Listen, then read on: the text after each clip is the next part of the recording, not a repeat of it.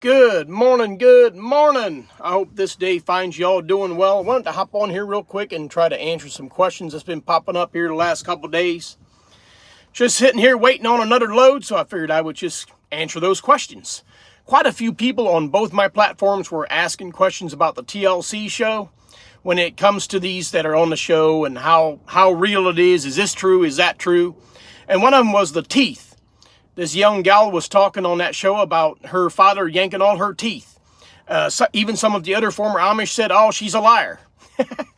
Well, I can tell you that in my old order Amish community, a lot of that was true.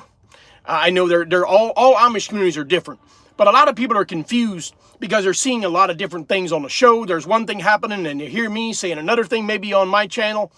But I can tell you that the old order groups, they do pull their teeth. This young lady said that all of her family members, basically all of her siblings, they had all of their teeth yanked out at a young age. And she was only, 20 years old, and she had dentures. And, well, not all Amish do that. I would say probably above the 90% of Amish do go to the dentist. It's not necessarily a church rule that you can't. It's just not a normal Amish tradition in my group where I come from to go to the dentist. We didn't go to the doctor for anything. We didn't go to the dentist for anything. The only reason these two teeth were pulled out after me and my brother got into a fight and knocked these teeth out, well, one was broken. The only reason I went to the dentist to get a cap put on the top one and yanked these two out is because there was an English man, a non-Amish man that was at our Amish farm one day. I was in such agonizing pain that this non-Amish friend of my father's that was doing business with my father looked at me as a young little boy and he told my dad, he said, "He looks miserable. Are you okay, young man?" And I shook my head no, but I didn't say nothing. I didn't even open my mouth. And my dad said, "Well, yeah, him and his brother got into a fight and he had a rock thrown at him and busted some teeth out." And that non-Amish friend said, "Hey, young man, can I see your mouth? Open your mouth." And I opened my mouth and he about had a fit. He told my dad, he says, "He's going to die if you don't get him to a dentist or a doctor because that's gangrene. That's infected. He's going to lose more teeth." And that is where my dad kind of scared my dad a little bit. And he got a hold of grandma because we were very poor. We didn't have a whole lot of money. But it wasn't a church rule that, oh, you can't take this guy to the dentist. No, it was just a family tradition. My dad didn't, my dad would use the pliers, just like that girl on TLC on a Breaking Amish show last night was talking about that. My dad would yank all the teeth, just like that young gal was saying. All of their teeth were yanked. By the time they were 20 years old, they all had dentures. And they're not educated. These Amish men, they're not educated or licensed to pull them out. And so in the process, sometimes they'll break other teeth because they don't know what they're doing. So if another tooth breaks, they yank that one out too. But anyway, my grandma ended up taking a driver. She had more money and she hired a driver and took me to a dentist. And just like the non-Amish English friend said to my father, the other tooth next to it needed to be pulled as well because it was infected bad enough to where I lost the other tooth just because of the infection. But I just wanted to kind of clarify some of those things because there's been a lot of people that got on here and they said, "Hey, is that true what that TLC show, that Breaking Amish show is saying?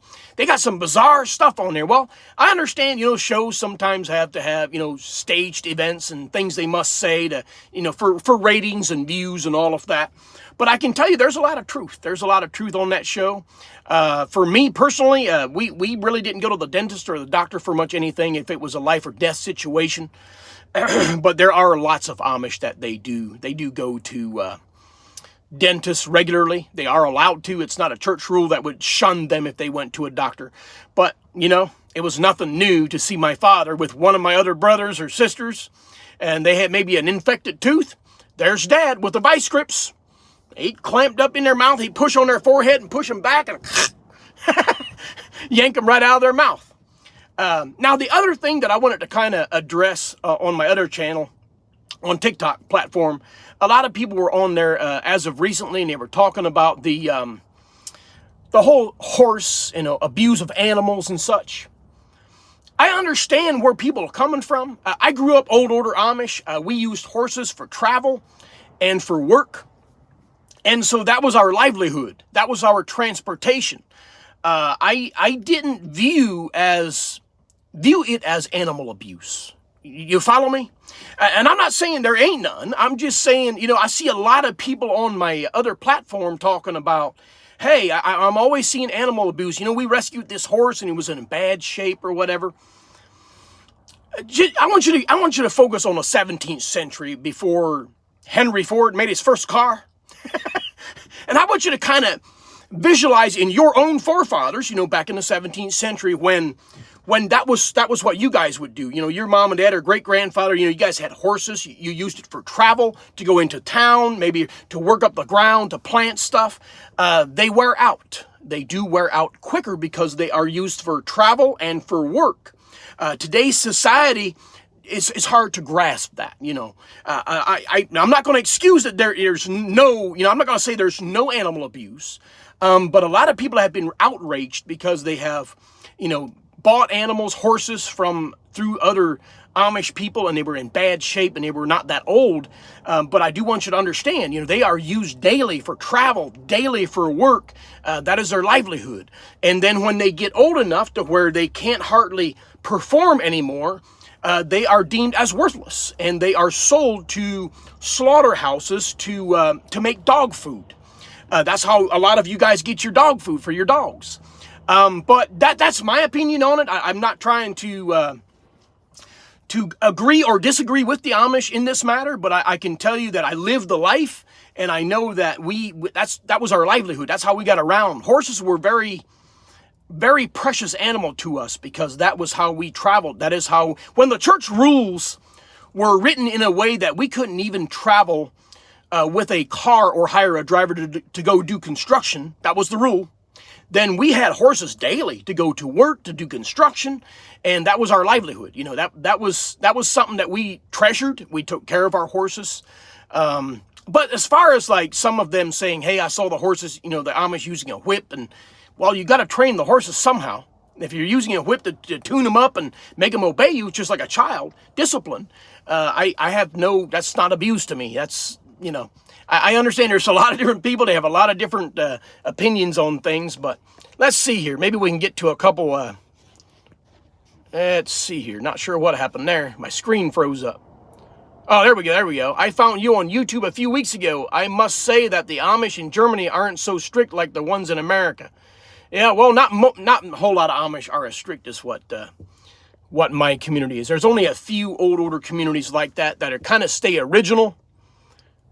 As long as the horse is well maintained, there is nothing wrong with using the animal for travel or work. Yes, there are some malnourished. Yeah, I disagree with that. They should be well fed. They should have grain, hay. They should take care of them. So I don't think they should be malnourished like that or looking like they're, bones sticking out of their skin or whatever. So when that happens, I disagree with that. But I just felt like there's a lot of people that are viewing it the wrong way, with today's society not understanding what horses are capable of doing and, how God made them. They are an animal that is very strong, big bones. I mean, they can really do some work. They're very strong, tough animals. What is one thing that made you almost run back to the Amish when you first left? Nothing. Nothing almost made me run back to the Amish when I first left. It was hard for a while. It took me, I'd say at least 5 years to get kind of in the clique, to get used to things. I mean, it was overwhelming. It was a fast-paced life when I first left. It was almost too overwhelming with technology and how to learn how to drive a car. And it was a rough way to go, but I don't think I ever got to the point where something was so overwhelming where I thought about going back, because I felt so much freedom when I left. Because of the lifestyle I came from and because of how I was raised, I couldn't even look back the morning I left. I had a driver lined up secretly, and when this driver was sitting down there and I saw his car and I was walking towards the car, I tried to look back. I wanted to miss what I was walking away from, and I couldn't. I simply couldn't even look back. That'll kind of give you an idea why I don't think there's anything that could have happened, even if I'd end up homeless or in jail, and the judge would have gave me an option to go back or jail, I'd have took jail. yeah, I would have took jail. And I'm not going to go on. If you can watch my testimony on YouTube for why I would say such a thing, but it was not a pleasant life that I grew up. How much would a woodchuck were Amish? Not sure what you mean by that. When you left the Amish, did you take the recipes that your mom made with you? No, I did not take those recipes. My mom has all those recipes, and I knew how to make homemade bread when I left, and I did a video not long ago how I made the Amish peanut butter, how they mix all those ingredients together and do their own peanut butter. But outside of that, I can't make a whole lot. I don't have any of my mom's recipes. Those are very special to her. When they make things from scratch and it's really delicious and the men approve of it, that is a precious thing. They put it in their little recipe box, and it's hidden. It's a special ingredient. And, sometimes you got to wheel and deal in the Amish to get those recipes when it's a hit. Does the Mennonite community suffer the same abuses? Does the Amish rescue help them as well? No. The Amish and Mennonites are kind of divided because the Mennonites are too modern. They have sometimes electricity for business use, and they just say they're way more modern. They drive even black cars. The Amish disagree with those things. Now, as far as the abuse being just as bad in Mennonites, yes, there's some very conservative Mennonites that have abuse that's really bad. You can watch on my channel. If you go to the search bar on my channel, type in Dorothy Parker. That's probably, well, I know, not probably. That is the most gruesome Mennonite testimony that I ever shared. She was deaf from being beaten with physical abuse so bad that she lost her hearing, and she typed everything, her whole testimony to me. I had like 15 to 20 pages when I finally got done writing her testimony down, and I shared it and gave her a voice. I'm all about on my channel to give all victims a voice, give a voice to those that were silenced, and help those that couldn't help themselves. And that's why I shared Dorothy Parker's testimony. She came out of the Mennonites, the Danville, Pennsylvania, very strict conservative Mennonites, where there was just so much abuse. It was staggering. And since I shared her testimony, guys, I've seen news articles coming out using the very men's names that she mentioned in her testimony that have been arrested. So they did investigate, and they were able to get some justice.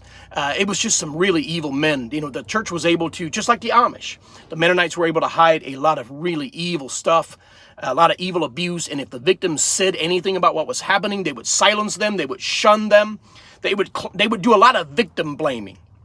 The Amish, the conservative Amish and the conservative Mennonites do a lot of victim blaming, and then if the victim brings it back up after the church said, hey, we voted to forgive the man, the perpetrator, the pedophile, we voted to forgive him, now you can't bring that back up. And if that victim brings it back up, she's given more weeks in the ban, shunning, discipline, than the perpetrator. And it's sad that it has to be that way, but that is why I share the good, the bad, and the ugly on my channel and that's also why I get backlash.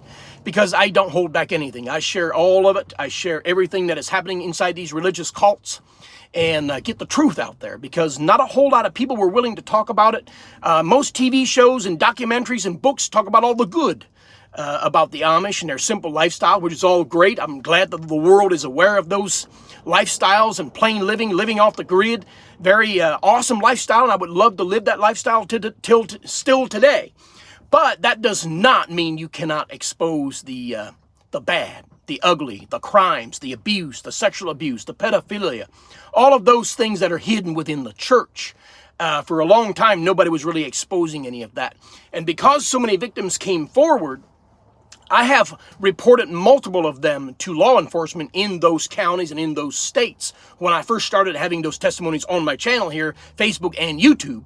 And some of them were reopened and investigated because I would forward those testimonies of what these victims said to law enforcement. And they would sometimes reopen the case and investigate. And that's why you're seeing some of those names being brought back up. And you're seeing justice being served. So anyway, guys, I could chat and talk your ear off for hours about stuff. I have so much right here. But my company just sent me a load here, and I got to take this empty trailer and keep on trucking. This ex-Amish preaching truck driver's got to keep on trucking. You all have a blessed day. God bless you all.